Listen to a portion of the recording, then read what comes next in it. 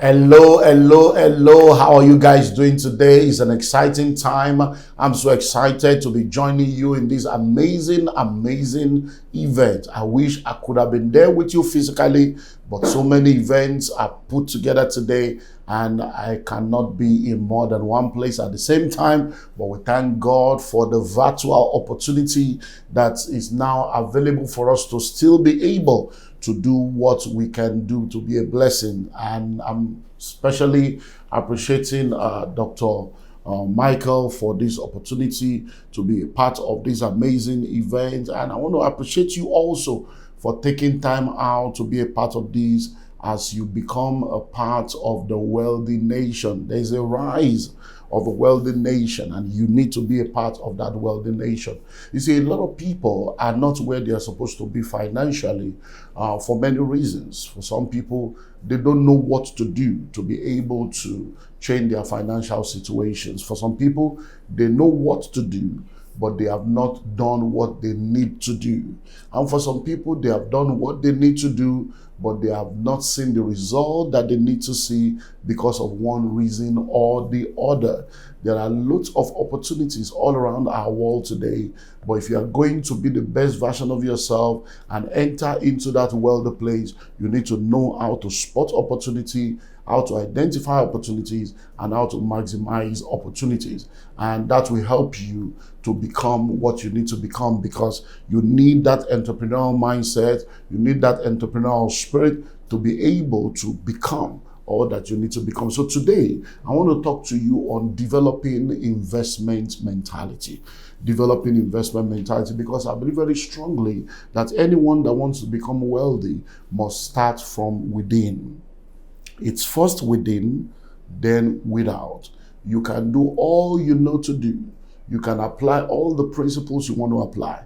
But if your mindset is not right, your mind map is not right, all the principles you apply will seem as if they do not work. So it's very important for you to develop investment mentality. Now, you see, in developing investment mentality, it's all about you being intentional and conscious about doing what needs to be done to be able to achieve what you want to achieve. Lots of people do not have investment mentality. Yeah. And the reason why they don't have investment mentality is because there are lots of toxic mentalities that exist that hinders them from being able to develop investment mentality.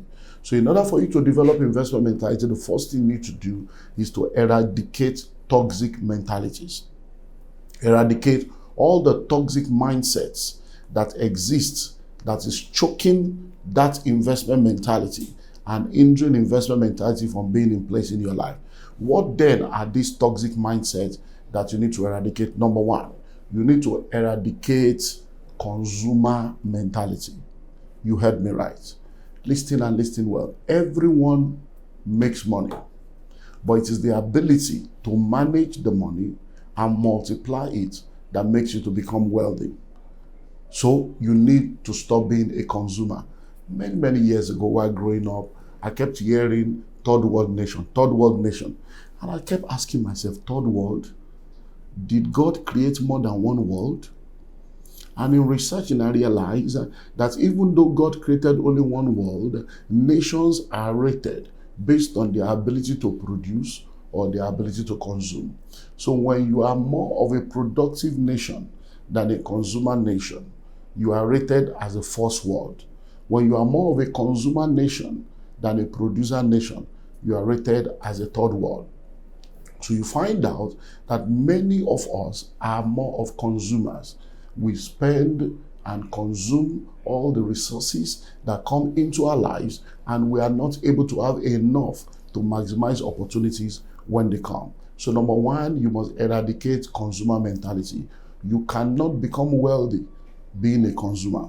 You can't become wealthy always thinking of consumption. Number two, you must eradicate nomadic mentality. Now, what is nomadic mentality? Nomadic mentality is the mindset that makes people not to stay focused on one thing. It's that mindset that makes people to jump from place to place career to career, business to business, and at the end of the day, they still do not have the result that they require. I know a lot of people, and I know you also know them too. In the last 3, 4, 5, 10, 15 years of their life, you've known them to be more than just one thing. At a point in time in their life, they tell you, oh, I'm into import and export. Oh, I'm an event planner. By the time you see them again, so, oh, sorry, no, I'm now into IT. After a while, you see them again, so, oh, I'm into farming now. And you're asking yourself, what exactly do you do? You see, nomads are like cattle grazers and cattle rearers. They go from place to place, no fixed address. They don't plant, they only consume. So you need to eradicate that nomadic mindset, because when people operate with a nomadic mindset, it's like a vagabond spirit that takes people from place to place without production and without meaningful result. So you need to stay focused.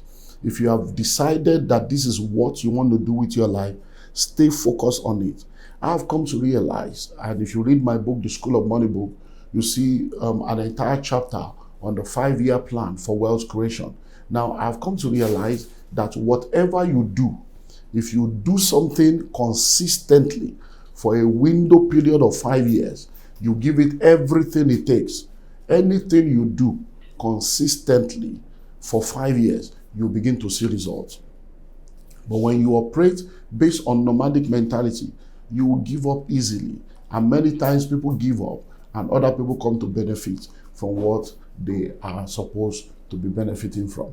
Number 3, entitlement mentality. Wow. We live in a world of entitlement. A lot of people just feel that the world owes them something. People owe them something. You see, entitlement mentality is not the right kind of mindset if you're going to create wealth. Nobody owes you anything. Listen and listen well. An object will remain stagnant until a force is applied. Your life will remain the same way it is until you do something meaningful about it. If it's going to be, it's up to you. So you need to make sure that you don't go around feeling entitled.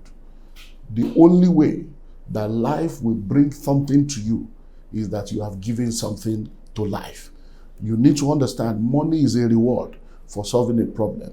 Money is a reward for offering value.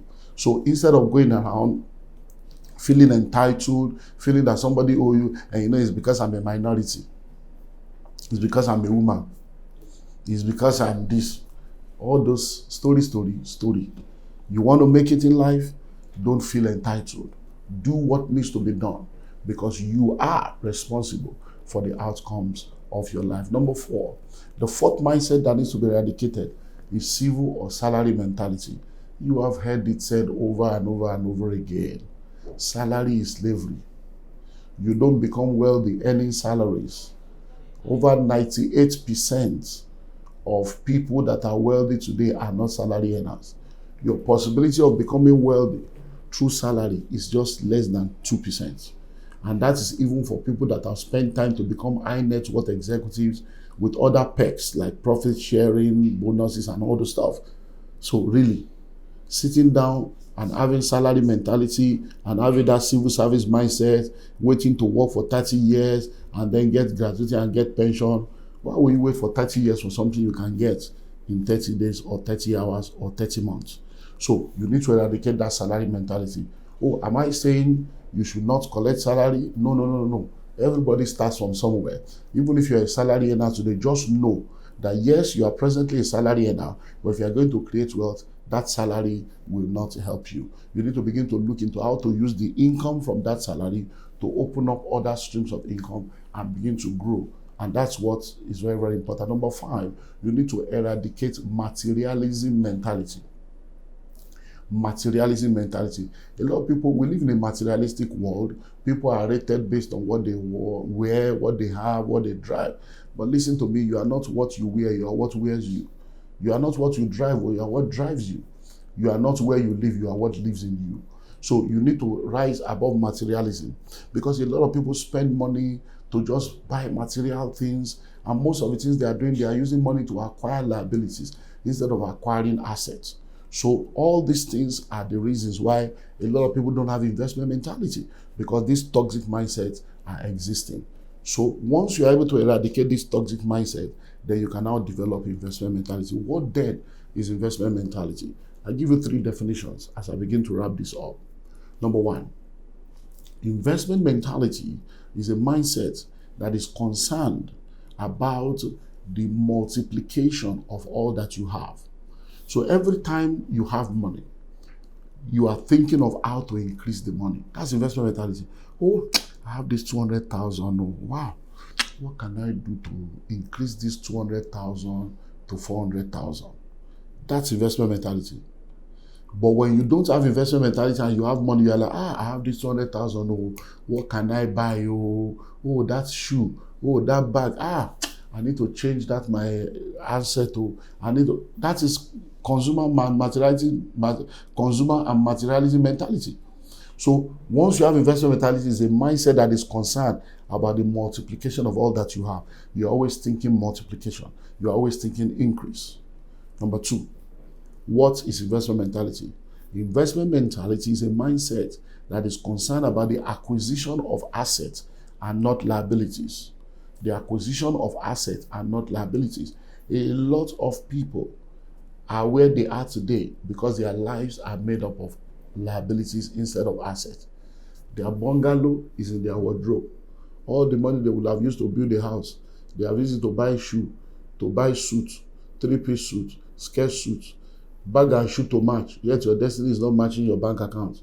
You are buying bone straight. Your destiny is not straight. It's time to ask yourself, is this the way you want to live your life? Many of you are carrying 3, 4, 5 handsets like a 419, and you don't even have any shares in all the telecom industry. Something is wrong with you. You want to be the best version of yourself. You want to become wealthy. You must begin to acquire assets and not liability. What's an asset? An asset is anything that appreciates in value. What's an asset? An asset is anything that produces cash flow. So if you look at what you have acquired with money, is it going to increase in value? That's your shoe. Is it going to increase in value? That's your bag. Is it going to increase in value? That's your handset. Is it going to increase in value? Those clothes you are buying, is it going to increase in value? Then it's not an asset, it's a liability. Number 2, that thing you are buying, is it producing cash flow? No, it's not. It's even taking money from you for maintenance. So you begin to see now why you are where you are. So developing investment mentality is what? Is the mindset that is concerned about what? About the acquisition of assets and not liabilities. Number 3, investment mentality is a mindset that is concerned about bringing you to a level in your life where you will no more work for money, but money will work for you. Yes, you heard me right. Many people work for money, but you need to come into that level in life where you don't work for money, but money will begin to work for you. Instead of you working hard for money, it's time for money to work hard for you. And the only way that can become a reality is for you to have investment mentality so that you can plan your life in such a way that even if you start out working for money, you have an exit plan, you have things you put in place so that at a point in time in your life, you will no more be working for money, but money will be working for you. Yes, you heard me right. You can come into that place where money begins to work for you. I personally do not believe that anybody should work for more than 10 to 15 years of their life without having something working for them.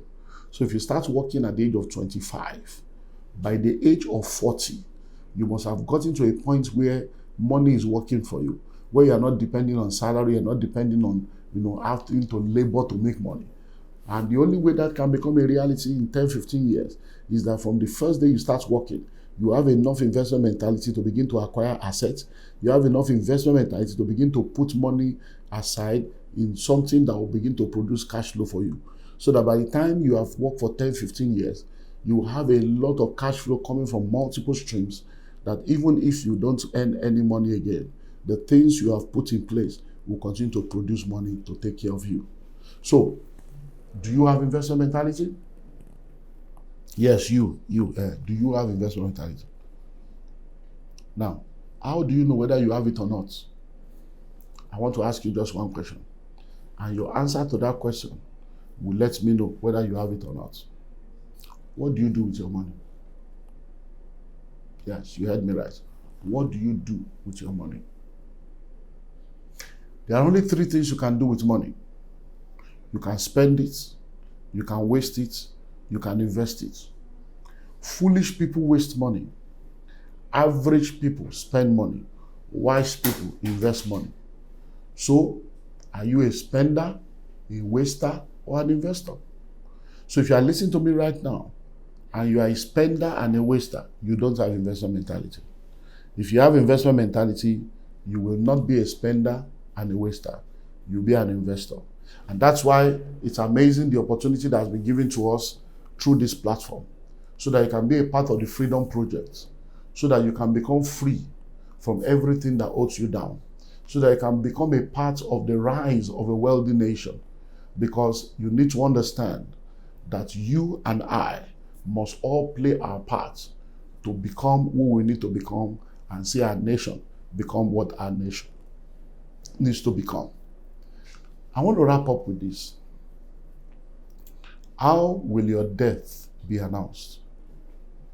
I hope you know everybody will die one day. Even if you are going to die at 120 years old, you will die one day, right?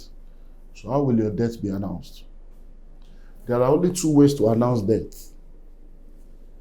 The first way to announce death is when you hear, with deep sorrow of heart, we announce the sudden demise of our father, grandfather, our brother, our sister, our aunt.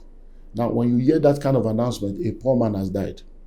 Every time a poor man dies, it's with deep sorrow of heart that they announce it. Even if he's dying at 98, it's still deep sorrow. Why? Because most of the time, he dies poor.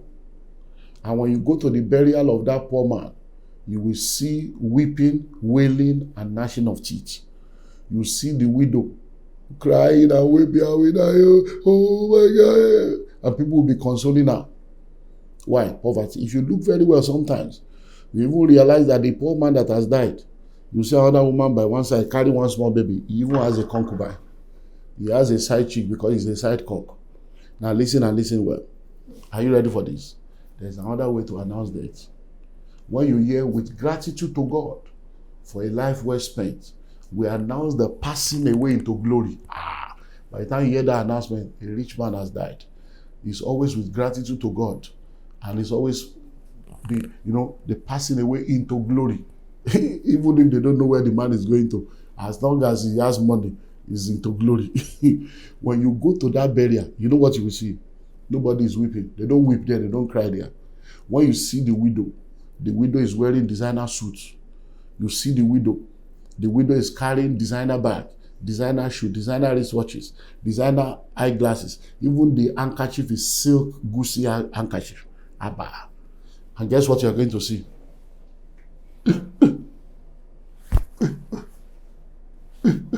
No crying, no sobbing. Just be sobbing. And if you look very well, for the first one, you will see children like 6 or 7, because they give birth to children as if they're trying to win an award. But for this second one, maybe just 2 children, 1 boy, 1 girl. The boy came from Canada, the girl came from London. And everybody's laughing, everybody's relaxing. You know why? Because the man that died has houses, has properties, has money, has investment, and he has left something behind for those that are behind. So question, how will your death be announced? It is my desire to see you become a part of those that will become testimonials of this event. You see, I've said it over and over again. People don't pay attention when they don't pay. When people don't pay, they don't pay attention. So I don't want you to see this event as just an opportunity to come to an event and go. I want you to see it as an opportunity to learn, take all the things you have learned, and use the remaining part of this year to spend time thinking of how you can apply all that you learned today. And I believe very strongly that I will hear your testimony very soon. Once again, thank you very much for the opportunity to be a part of this. I look forward to hearing your testimony. See you at the top. Bye for now.